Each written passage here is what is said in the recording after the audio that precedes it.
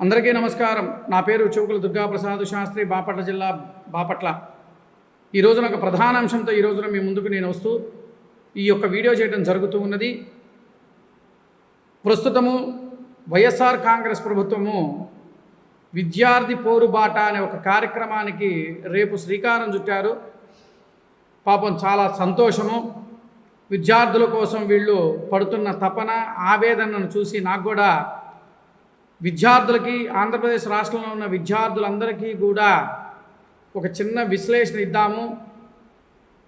ఈ విశ్లేషణ విన్న తర్వాత మరి వాళ్ళు చేస్తున్న విద్యార్థి పోరుబాట కార్యక్రమము ఎంతవరకు సమంజసమో, గత ప్రభుత్వంలో విద్యార్థులకు ఏమాత్రం వీళ్ళు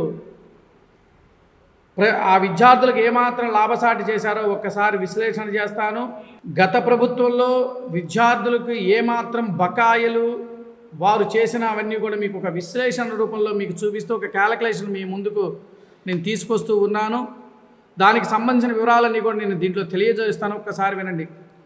గత ప్రభుత్వం అంటే వైఎస్ఆర్ కాంగ్రెస్ ప్రభుత్వము 2019 నుంచి 2024 వరకు కూడా విద్యార్థులకి ఏమాత్రము నష్టపరిచిందో, విద్యార్థుల పేరుతో ఎంత నష్టం చేసిందో మీకు విశ్లేషణిస్తాను.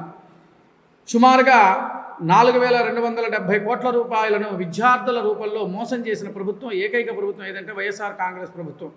ఈ మాట నేను ఎందుకు అంటున్నానంటే దీంట్లో కూడా విశ్లేషణిస్తానండి. దీంట్లో వీళ్ళు చేసింది వసతి దీవెన కింద విద్యార్థులు మోసం చేసింది అక్షరాల 989 కోట్ల రూపాయలు, ఫీజు రియంబర్స్మెంట్ కింద 450 కోట్ల రూపాయలు, అలాగే ఏపీ స్కూల్ ఎడ్యుకేషన్ కింద 352 కోట్లు, గుడ్లు కేవలం విద్యార్థులకు అందించే గుడ్ల మీద చేసింది 200 కోట్ల రూపాయలు, నైట్ వాచ్మెన్ కింద బకాయిలు చేసింది 65.21 లక్ష, అలాగే అడిషనల్ మెమో అంటే వంట పదార్థాలుగానే ఏమైనా అడిషనల్గా మెమో తయారు చేసినందుకు దాని నిమిత్తంగా 3.90 అంటే వీళ్ళు చేసిన ఈ యొక్క కోట్ల రూపాయలు మరి దేని కింద పరిగణనలోకి తీసుకోవాలి వైఎస్ జగన్మోహన్ రెడ్డి గారు, వైఎస్ఆర్ కాంగ్రెస్ ప్రభుత్వం వారు?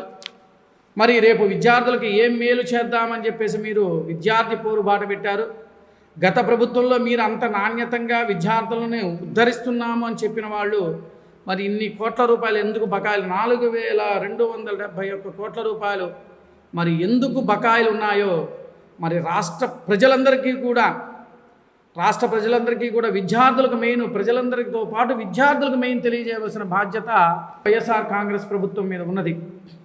వాళ్ళు అది దాచిపెట్టి 9 నెలల్లో వచ్చిన మా కూటమి ప్రభుత్వము ఏదో విద్యార్థులు మోసం చేసేసింది, విద్యార్థులకు ఏమీ ఇవ్వటం లేదు అని చెప్పి గగ్గోలు పెడుతున్న వైఎస్సీపీ నాయకులారా, మరి మీ ప్రభుత్వంలో చేసిన పరిస్థితి ఏమిటి? దీనికి ఏం సమాధానం చెప్తారు? మీరు విద్యార్థి పోరు బాట పట్టే ముందు దీనికి విశ్లేషణ ఇవ్వాల్సిందిగా రాష్ట్ర ప్రజలకి మరియు విద్యార్థులకు కూడా మీరు వివరణ ఇచ్చిన తర్వాతన మీరు విద్యార్థి పోరు బాట పెడతారో లేకపోతే ఇంకా ఏం చేస్తారో మీరు చేయండి. ఎందుకంటే వీళ్ళకి ఏమీ దొరకట్లా. ప్రభుత్వం మీద, ఈ యొక్క ఉమ్మడి కూట ప్రభుత్వం మీద ఏ విధంగా బురద చల్లాలో కూడా తెలియని పరిస్థితుల్లో ఇది ఒక వంకతో విద్యార్థుల్ని మళ్ళా మోసం చేయడం కోసం మరలా వీళ్ళు ఆడుతున్న కొత్త డ్రామా.